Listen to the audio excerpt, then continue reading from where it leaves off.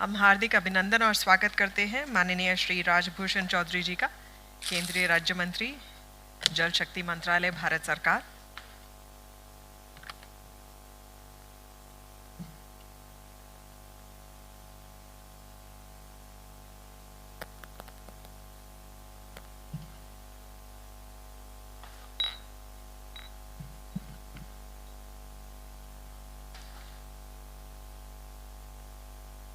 So ladies and gentlemen, we have come almost to the end of the two-day international conference, Water Transversality Global Awards and Conclave 2024, and Deciphering Transversality of Water, Energy, Environment Nexus. We'd like to share with the Honorable Minister, sir, that we have had deliberations over the last 2 days, and we have had policy holders, we have had stakeholders, we have experts all under one roof trying to solve this existential crisis which seems to be looming very near future. So it gives me great pleasure in requesting the Honorable Minister, sir, to please join us on stage. Ladies and gentlemen, please join me in welcoming him. We warmly welcome Shri Rajbhushan Chaudhary, Honorable Minister of State, Ministry of Jal Shakti, Government of India. May I request Dr. Arvind Kumar, President, India Water Foundation, to please accompany the Honorable Minister onto the stage.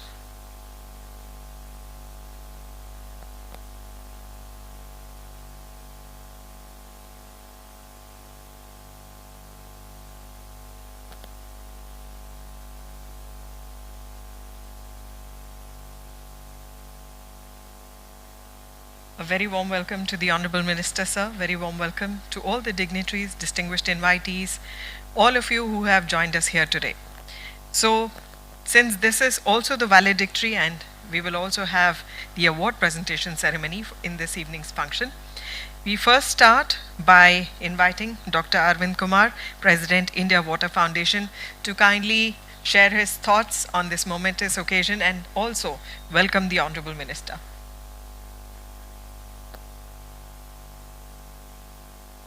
We extend a green welcome to the Honorable Minister, sir.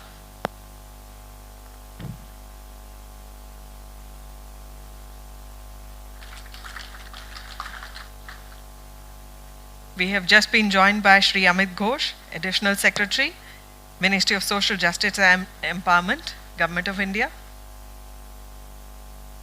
He'll be joining us shortly.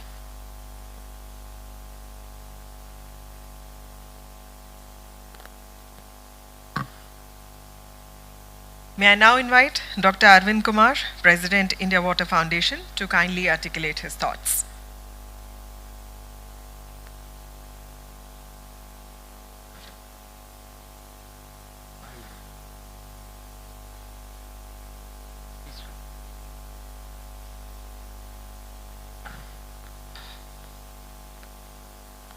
Shri Rajbhushan Chaudhary जी, मैं आपका बहुत बहुत स्वागत करता हूँ। माननीय मंत्री हैं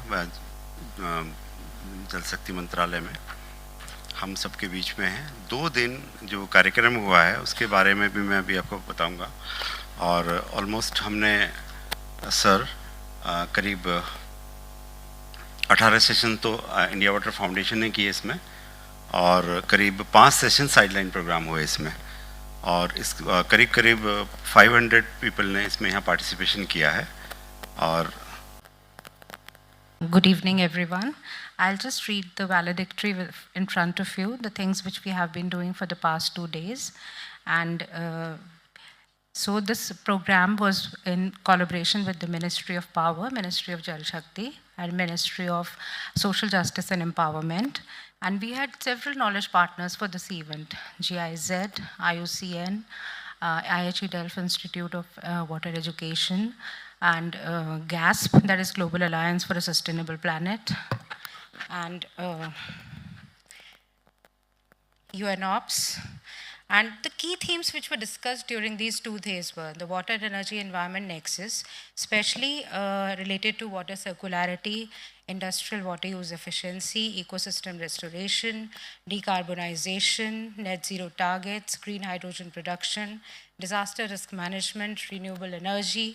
So this was a full agenda. We had a lot of sessions, somewhere around 18 sessions, which India Water Foundation organized in this hall. Then there were side events, which were organized by GIZ.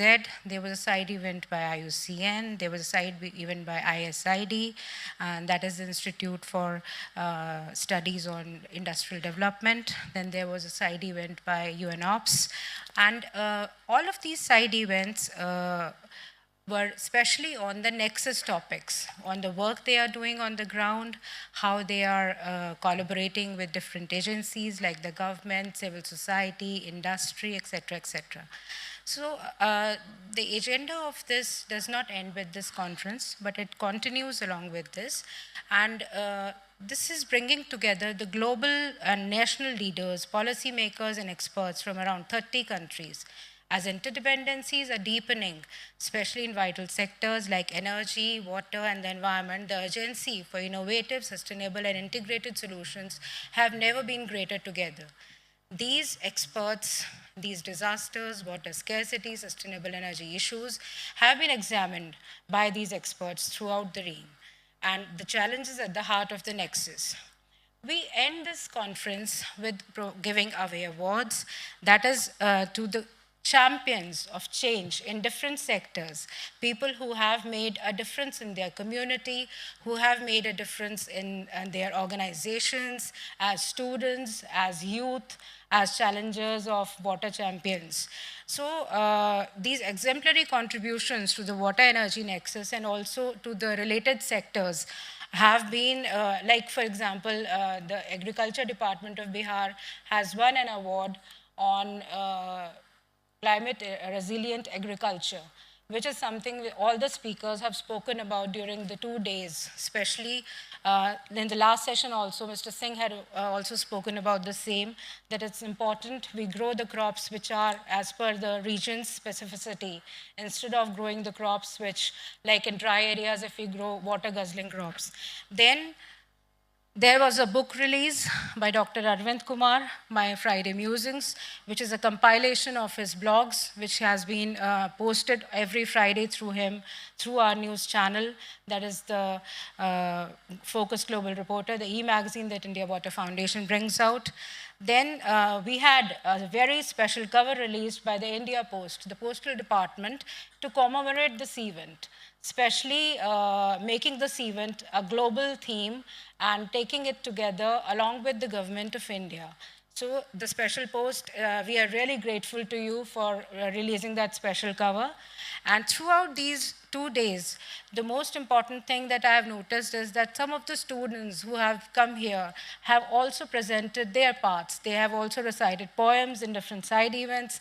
They have also brought forward questions, answers, and they have heard people who were there, and they also kind of engaged with them, interacted with them. So I'm really pleased by them. Although we had very less attendance from the schools because of the exams going on, but I really appreciate the schools who were resiliently there for the 2 days. Now I will just briefly give you an inkling about why this event was so important. So by gathering diverse voices, insights, and expertise, this conference will be a significant step towards formulating integrated strategies and fostering partnerships that contribute in a sustainable and resilient future. The IWF, in collaboration with its partners, has brought together this program, and we hope to conduct it maybe every year as per the partners that have joined us, and they have been appreciating it, and all the speakers who were there have highly appreciated this program. Now, since we have been waiting for the Additional Secretary, Mr. Ghosh, here, I will conclude here along with these remarks. Thank you so much to my please lovely and resilient audience who've stayed put for last 2 days in this event, although the attendance was not that much. Thank you so much.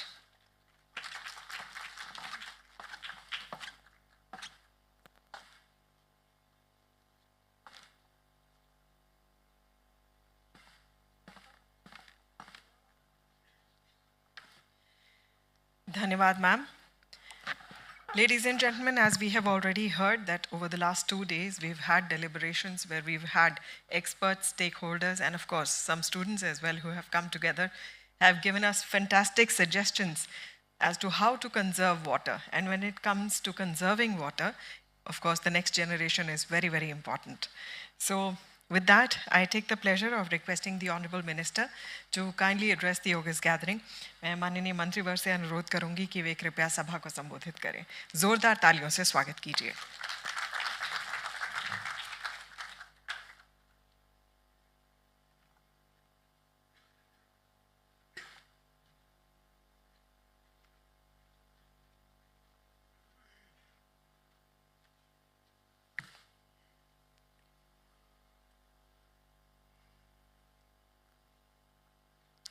Good evening everybody. आज के इस water energy environment nexus कार्यक्रम में उपस्थित हैं doctor Arvind Kumar ji, जो president हैं India Water foundation के. इस कार्यक्रम में उपस्थित आप तमाम हमारे जल संरक्षण से संबंधित हमारे जितने भी यहाँ पर पदाधिकारीगण हैं, आज के इस कार्यक्रम में आना मेरे लिए एक सम्मान की बात है कि इतना महत्वपूर्ण विषय है ये विषय सिर्फ न भारत के लिए ही सिर्फ बल्कि पूरी दुनिया के लिए बहुत महत्वपूर्ण है, क्योंकि water resource management, climate change और सस्टेनेबल डेवलपमेंट एक ऐसा मुद्दा है जिस पर पूरी दुनिया आज काम कर रही है. इसलिए इस कार्यक्रम में आना मेरे लिए एक गर्व की बात है. और मैं एक ऐसे क्षेत्र से आता हूँ जहाँ मानसून के समय में पानी की अधिकता से परेशानी होती है, बाढ़ की स्थिति उत्पन्न हो जाती है. मैं बिहार से आता हूँ, मुजफ्फरपुर से. और गर्मी के दिनों में पानी की कमी के कारण बहुत सारे नलकूप, जो भी हैंडपम्प के सिस्टम है, सूख जाते हैं. तो दोनों तरह की मार झेलनी पड़ती है, पानी की अधिकता का भी और पानी की कमी की भी. इसलिए हमारे लिए ये मुद्दा बहुत ही अहम है. आज मैं इस अवसर पर वाटर रिसोर्स मैनेजमेंट के अलग अलग पहलुओं पर चर्चा करना चाहूँगा और उन चुनौतियों पर भी जिनका हमें सामना करना पड़ता है. साथ ही उन उपायों का भी हम जिक्र करेंगे, चर्चा करेंगे, जिन्हें हम वाटर सिक्योरिटी और सस्टेनेबिलिटी के लिए अपना रहे हैं. जैसा कि हम सब जानते हैं कि दुनिया का 18% आबादी भारत में निवास करता है, और पानी की बात करें, सिर्फ ड्रिंकिंग वाटर की बात करें तो ओनली 4% सेफ ड्रिंकिंग वाटर हमारे पास है. इसलिए ये वाटर जो है हमारे लिए एक बहुमूल्य संसाधन है, और इस संसाधन का संरक्षण करना हमारे लिए बहुत ही महत्वपूर्ण है. और इसको प्रभावी ढंग से मैनेज करने के लिए भारत ने इंटीग्रेटेड वाटर रिसोर्स मैनेजमेंट की अवधारणा को अपनाया है. आज नदियों, झीलों, ग्राउंड वाटर और अन वाटर बॉडीज़ के मैनेजमेंट में इंटीग्रेटेड दृष्टिकोण पर बल दिया जाता है. इंटीग्रेटेड वाटर रिसोर्स मैनेजमेंट यह सुनिश्चित करता है कि वाटर रिसोर्स सभी क्षेत्रों में समान रूप से वितरित हो, उसका इक्विटेबल डिस्ट्रीब्यूशन हो, और यह स्थानीय समुदायों के जल प्रबंधन में भागीदारी को बढ़ावा दे. हम इस तरह सस्टेनेबल वाटर यूज़ की प्रथाओं को बढ़ावा दे सकते हैं.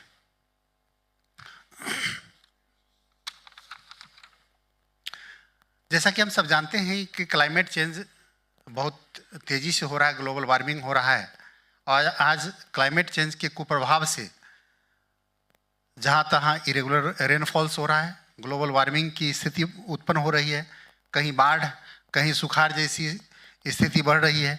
और ये सारी जो चीज़ें हैं, प्रभाव है, कुप्रभाव है, इसका फ्रीक्वेंसी बढ़ता जा रहा है, और जो हमारे वाटर सिस्टम के लिए एक गंभीर खतरा पैदा कर रहा है. इसके लिए भारत सरकार वाटर सिस्टम को एडेप्टिव बनाने पर ध्यान केंद्रित कर रही है, जो क्लाइमेट चेंज के प्रभाव को सहन करने के लिए सक्षम हो. इसमें हमारे इंफ्रास्ट्रक्चर के सुधार करना, रेन वाटर की हार्वेस्टिंग करना और क्लाइमेट रेसिलिएंट कृषि प्रथाओं को अपनाना शामिल है, ताकि फ्यूचर जनरेशन के लिए हम वाटर रिसोर्स को सुरक्षित रख सकें। जैसा कि हम सब जानते हैं कि हमारे देश में बहुत सारी नदियां हैं, और नदियों में खास करके गंगा का जो स्थान है वह हमारे राष्ट्र के सांस्कृतिक और पर्यावरण धरोहर का प्रतीक तो है ही, साथ ही हमारे जीवन का अभिन्न हिस्सा है। भारत सरकार ने नमामि गंगे कार्यक्रम के माध्यम से एक व्यापक प्रयास किया है कि हम गंगा और उसकी सहायक नदियों का रिजुविनेशन करें, उसकी सौंदर्यीकरण करें, उसकी सफाई करें, और पुनः गंगा को जो अपनी मूल धारा में बहने की जो स्थिति थी उसको फिर से रेस्टोर करने का हम प्रयास करते हैं। और इस कार्यक्रम के माध्यम से हम जो नमामि गंगे कार्यक्रम के माध्यम से गंगा को प्रदूषण मुक्त करने और सस्टेनेबल वाटर मैनेजमेंट के प्रैक्टिस को बढ़ावा देने, बायोडाइवर्सिटी बहाल करने और नदी के वाटर क्वालिटी में भी सुधार। आपको जानकर बहुत आश्चर्य होगा कि पहले जब नमामि गंगे का कार्यक्रम स्टार्ट हुआ था, उससे पहले जो TDS था गंगा के पानी का, वो TDS हज़ारों में हुआ करता था। और आज जहाँ पर हम STP के माध्यम से और डिफरेंट टाइप के अवेयरनेस कार्यक्रम के माध्यम से जब गंगा की सफाई कर रहे हैं, तो अब TDS 500 के नीचे आ रहा है। तो निश्चित रूप से ये एक बहुत बड़ा प्रयास है, और हमारे यशस्वी प्रधानमंत्री नरेंद्र मोदी जी का एक विज़न है कि हम अपनी नदियों को, खासकर गंगा के प्रति जो हमारी एक सांस्कृतिक विरासत भी है, तो उसको सहेजने का एक अच्छा प्रयास है। जहाँ तक ग्राउंड वाटर का सवाल है, हम सब जानते हैं कि भारत में ग्राउंड वाटर से हम इरिगेशन से लेकर ड्रिंकिंग वाटर से लेकर के और इंडस्ट्रियल जो आवश्यकता है उस पर निर्भर करते हैं, ग्राउंड वाटर पर ही निर्भर करते हैं बहुत जगह। इवन जो रूरल एरिया में आज भी सिंचाई के लिए हम 80% ग्राउंड वाटर पर डिपेंडेंट हैं। और इसके कारण क्या हुआ कि एक्सेसिव एक्सट्रैक्शन के कारण और मिसमैनेजमेंट के कारण आज बहुत सारे जगह ग्राउंड वाटर का लेवल बहुत नीचे फॉल कर गया है, जिसके कारण बहुत सारी समस्याएं हो रही।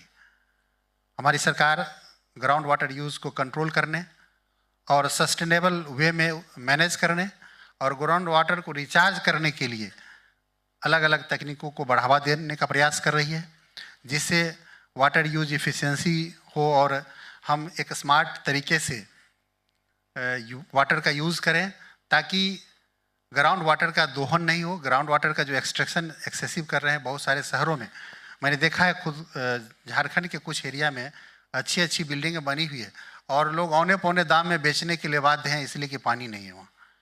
तो ये पानी बहुत गंभीर समस्या। हमारे श्रद्धेय अटल बिहारी वाजपेयी जी कहा करते थे कभी कि अगला विश्व युद्ध जो होगा, ऐसे भी बहुत सारे वैज्ञानिकों का भी मानना है कि पानी के लिए होगा, लेकिन हमारे यशस्वी प्रधानमंत्री नरेंद्र मोदी जी ने जो काम किया है पानी पर, आप सबों के प्रयास से और जन भागीदारी के माध्यम से, तो मेरा मानना है कि अगर ये विश्व युद्ध हुआ भी तो भारत उस विश्व युद्ध से वंचित रहेगा, बचा रहेगा। ऐसा हमारे यशस्वी प्रधानमंत्री नरेंद्र मोदी जी ने प्रयास किया है। जहाँ तक वाटर के क्वालिटी की बात है और उसके पॉल्यूशन कंट्रोल की बात है, तो हम सब जानते हैं कि ये बहुत बड़ा चिंता का विषय है हमारे लिए। जो वाटर का पॉल्यूशन हो रहा है, हम लोग पहले अवेयरनेस नहीं थी, तो लोग क्या करते थे, पॉलीथीन से लेकर के आज भी बहुत सारे जगह पूजा की सामग्री नदियों में, खास करके गंगा में विसर्जित करने की एक प्रथा रही है, और जिसके कारण हम जिन नदियों की पूजा करते हैं उन नदियों को बदले में वहाँ जाकर के गंदगी फैलाने का काम करते हैं। हमारे पूर्वजों ने नदियों का पूजा करना इसलिए नहीं सिखाया कि हम जाकर के वहाँ सिर्फ भजन गाएं। उन्होंने इस माध्यम से ये बताने का प्रयास किया कि नदी हमारे जीवन का अभिन्न हिस्सा है और हम सबों को पानी का सम्मान करना चाहिए। उन्होंने वृक्षों की पूजा करने के लिए बताया। इसका मतलब था कि हम अपने प्लांटेशन पर ध्यान दें और जो हम पौधे हैं जो हमको ऑक्सीजन प्रदान करते हैं उनका संवर्धन करें, उनका संरक्षण करें, उनकी संख्या को बढ़ाएं, ताकि जो एयर पॉल्यूशन है उससे हम बच सकें।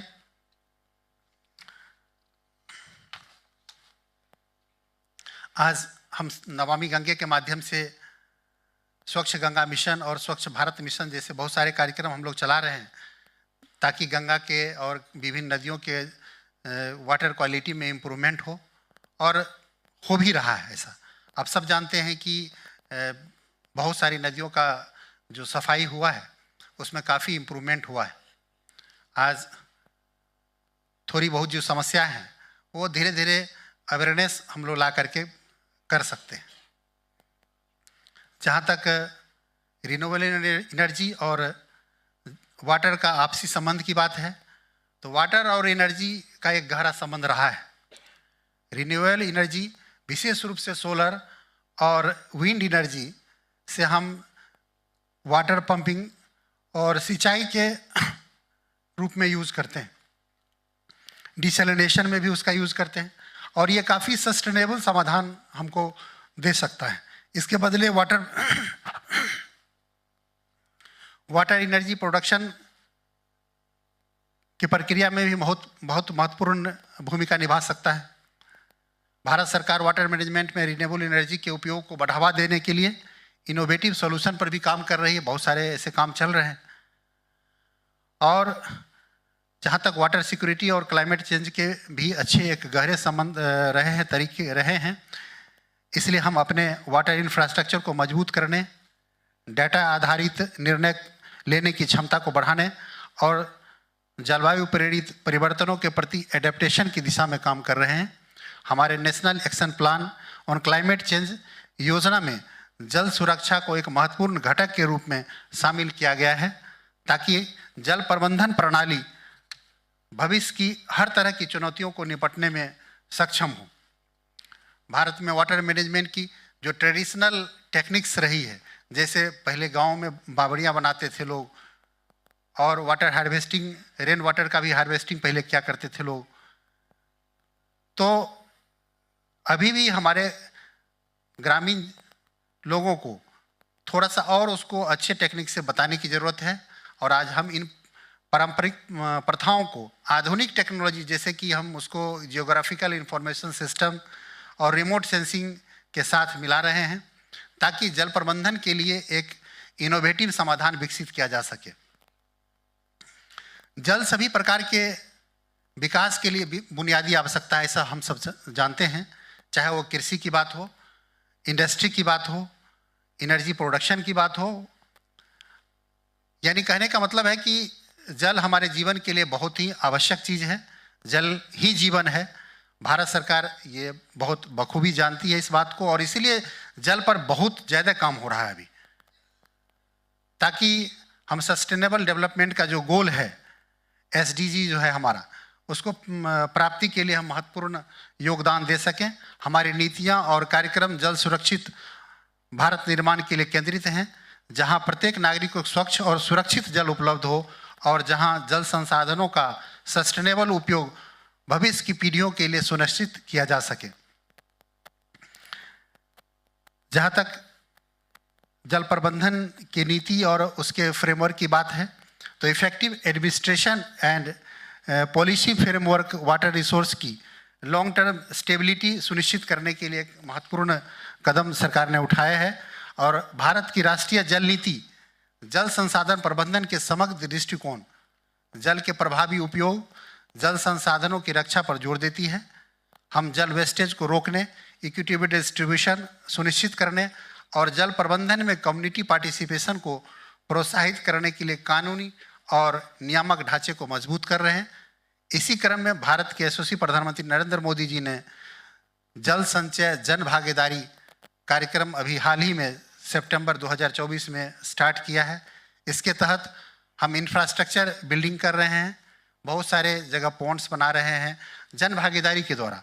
और आज आपको जानकर के बहुत खुशी होगी कि अब ये जन भागीदारी जन आंदोलन का रूप लेते जा रहा है। बहुत सारे जगहों में जहाँ पानी की कमी थी, आज लोग इन्वेस्टर्स आ रहे हैं, जो बड़े बड़े बिजनेसमैन हैं, सोशल वर्कर हैं, वो सारे लोग पार्टिसिपेट करके अपने पैसे, सरकार के पैसे से नहीं बल्कि अपने पैसे से ऐसे इंफ्रास्ट्रक्चर बना रहे हैं ताकि उस एरिया का जो वाटर प्रॉब्लम है उसको दूर किया जा सके।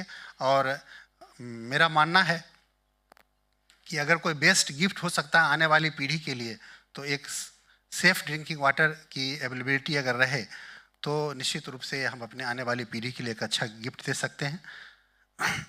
अंत में मैं यह कहना चाहूँगा कि जल सुरक्षा केवल संसाधन प्रबंधन का मुद्दा नहीं है, बल्कि यह सस्टेनेबल डेवलपमेंट का एक आवश्यक घटक है। सरकार, लोकल कम्युनिटीज़, प्राइवेट सेक्टर और इंटरनेशनल ऑर्गेनाइजेशन के साथ मिलकर इन चुनौतियों का समाधान करने के लिए प्रतिबद्ध है। हमें मिलकर यह सुनिश्चित करना होगा कि जल हमारे जीवन, समृद्धि और परिवर्तन का स्रोत बना रहे और हम आने वाली पीढ़ियों के लिए इसे सुरक्षित कर सकें। इतना ही कहते हुए आप सबों को बहुत बहुत नमस्कार। और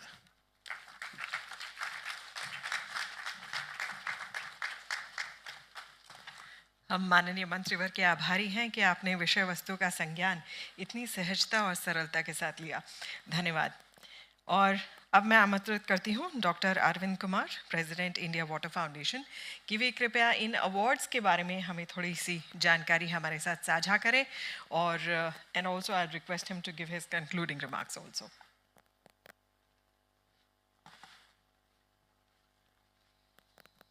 So, good evening everyone.